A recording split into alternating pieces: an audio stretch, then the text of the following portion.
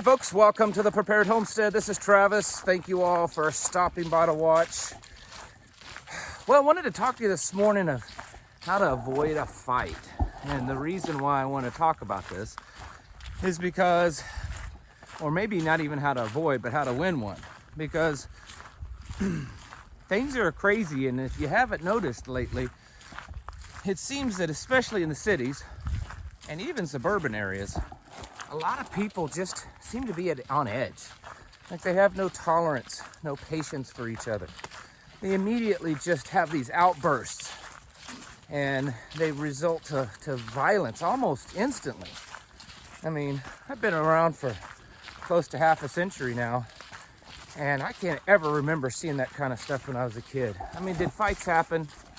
Sure, but not like this.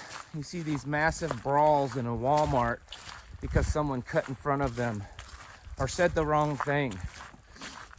And as we've talked about on this channel before, the odds of that kind of stuff happening more and more are pretty good as people become more stressed, more anxiety, more of the media kind of brainwashing and dumbing everyone down, more injections, more chemicals, more just the, whole society and morality as a whole just decaying.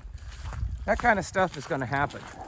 And I'm not even talking about the overt violent crimes where someone just comes up and sticks a gun in your face and says, give me your money or give me your woman or whatever. I'm talking about people that seem normal just immediately snapping and going berserk on you. That kind of stuff is things that we need to be aware of and know how to get out of and handle. And probably the first thing that we need to do with that is our situational awareness. If you're not doing it already, I hope that all of you are doing it. But if you're not, you need to work on your situational awareness. You may feel nice and safe in your little community when you go to the grocery store or the gas station, but you need to be training your mind and your body for this. But when you go into a place, you're aware of what's around you, who they are, any unusual behaviors, any packages, bulges, anything on their clothes that would indicate that they're carrying a weapon. Where you are in respect to other people. Are you cornered? Is there a way out? Are they standing near what they could use as a weapon and you're standing next to the toilet paper display?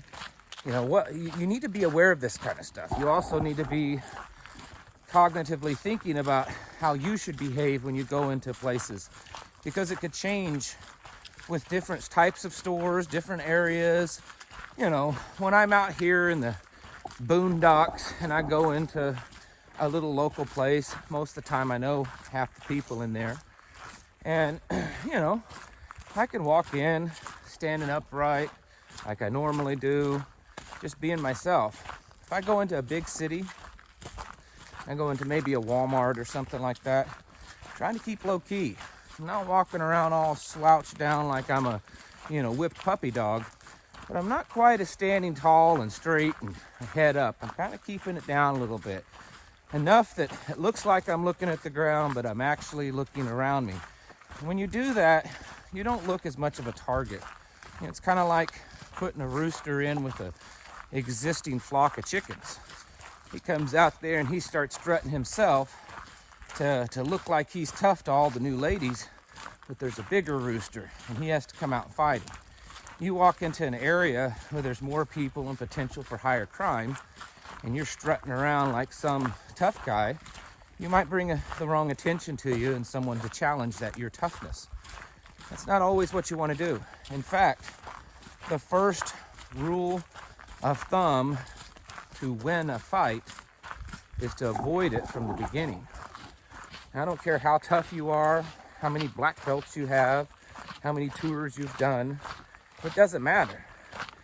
Everyone has their good days and their bad days. And it just might be your bad day when that thing happens, or it may be the other guy's good day. And there's too many times that some fool with no training just happens to get the right punch in or the right whatever and can make a very bad day for you. I've been criticized on here in the past because I've made the statement that, you know, if I'm in a store, you know, I'm armed all the time. I mean, I just am. And if I'm in a store and something happens, my first, primary, and really only objective is to get my family to safety. Now, in the course of that, if I'm able to take out the shooter or to take other people to safety, that's fine. But my real only objective is my family. And so that's where my mind is always going to be. And I've had people criticize me that, well, if you're ex-law enforcement and you're carrying a gun, you have an obligation to save all the people. No, I don't. I never took an oath that said that. So we have to think along those lines, because I think the problem is, I may have mentioned it on this channel the other day, but I know I was talking to my neighbor about this. Back when I was training, I had a training officer used this phrase. He said, the problem with America is we have the John Wayne mentality. And he said, now don't get me wrong, I love John Wayne.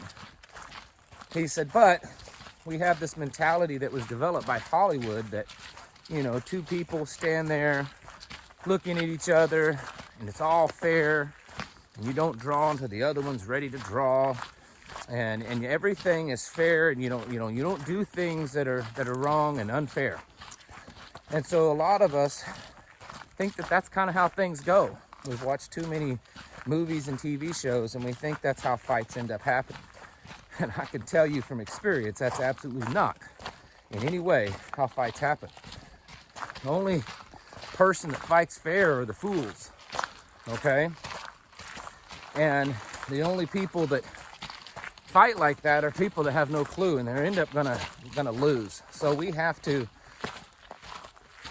change our mentality and understand that the world out there is changing very rapidly and much more violent. The evilness in this world is becoming so pervasive, and you never know at what time people snap. You know, I said something the other day that also ruffled a lot of people's feathers. It seems to be a common theme around here. That I talked about how there's an Adderall shortage, and off and on we've heard of other medication shortages. And a vast majority of our medications, as you know, come from China.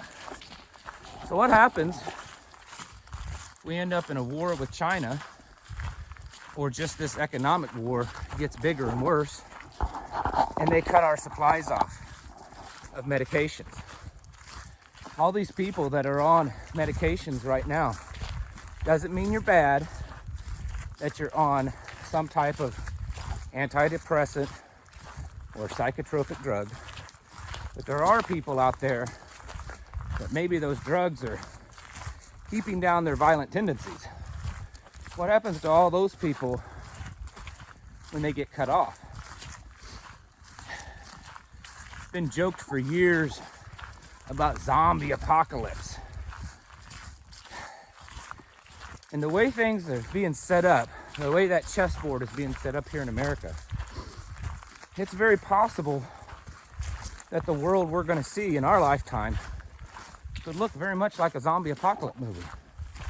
No, they may not be The Walking Dead or the whatever. I'm not into zombies.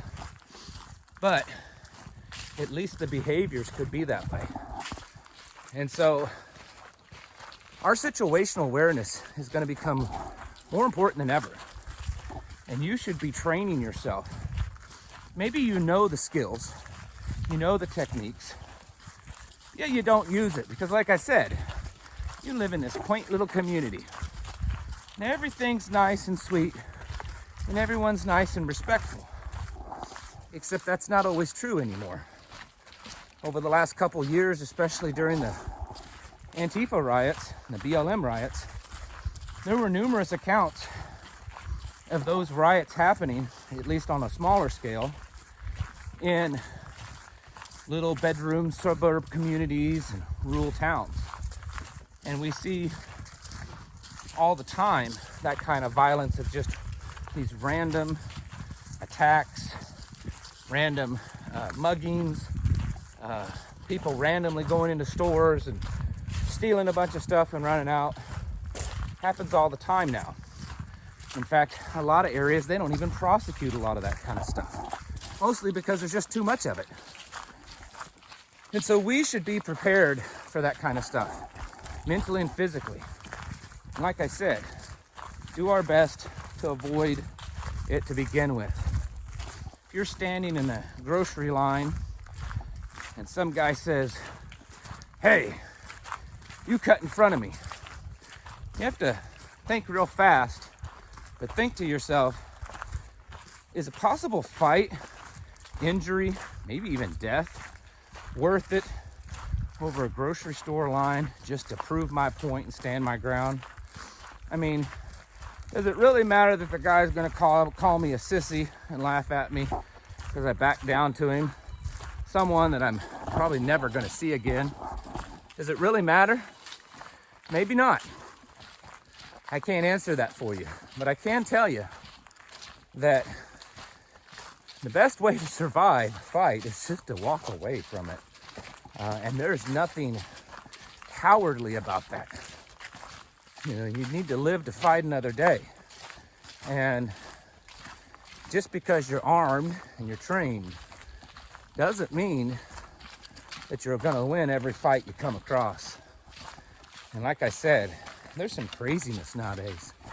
People just, like I've seen videos that in my kind of training, you typically, you learn to watch little signs of a person that kind of indicate or tell what they're gonna do or where they're gonna move. You know, the way they move their hands, their body, facial expressions tend to give you an idea if they're getting ready to attack.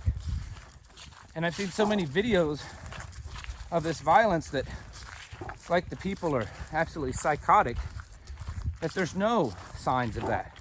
They're just standing there talking, and like some wild rabid dog, they immediately lunge. This is, I think, becoming very commonplace, and we could very well see it much more. We have to be prepared for that. For those of you that aren't the fighter, maybe it's age or disability, your situational awareness needs to be way stronger than anyone else's, because you are vulnerable, and that's not putting you down. It's just the facts. And so you need to be very well aware of your surroundings, how people are acting. Always have a plan of how to get out, where the exits are, you know, stores that you normally use. Drive around the stores, figure out where the back door is when you're walking around. You know, you don't have to look like you're casing the place, but you can kind of get an idea of where the back door is or where other areas are that you could hide in. There's nothing cowardly about that, because the stuff that's going on, I mean, it's downright just, it's crazy. It's apocalyptic in some ways. I mean, it looks like one of those kind of movies. And we never know when it's gonna come at us. And that's typically the biggest problem, is it catches us off guard. You know, violence doesn't come when you're fully, you know, ready and have all your gear on and you're ready to go kick the door down. It comes at you when you run down to the gas station in your gym shorts and flip-flops, and you didn't strap on your pistol because it's just gonna be a few minutes. And that's when it happens, and it catches you by surprise, and then you're injured or dead. So now is not the time to let your guard down. And as you're going about your business every day, train yourself. When you walk in a store, look around, figure out if there's anyone that could potentially be a threat. Where are the areas that you could find cover or concealment, or both, because they're not the same thing. Where the exits are. Are there any things around that could be used as a weapon if you need to? This may sound extreme to a lot of you, but if that's the case, you haven't been keeping up very well on all the kind of violence that's happening around the world, and especially here in the United States. And don't tell me that's only in the big liberal cities, because I've seen plenty of it in mid-size and smaller cities that are fairly conservative. Folks, it's time to get your houses in order. Time to prepare yourself mentally, physically, and spiritually. Thank you for watching. Catch you in the next video.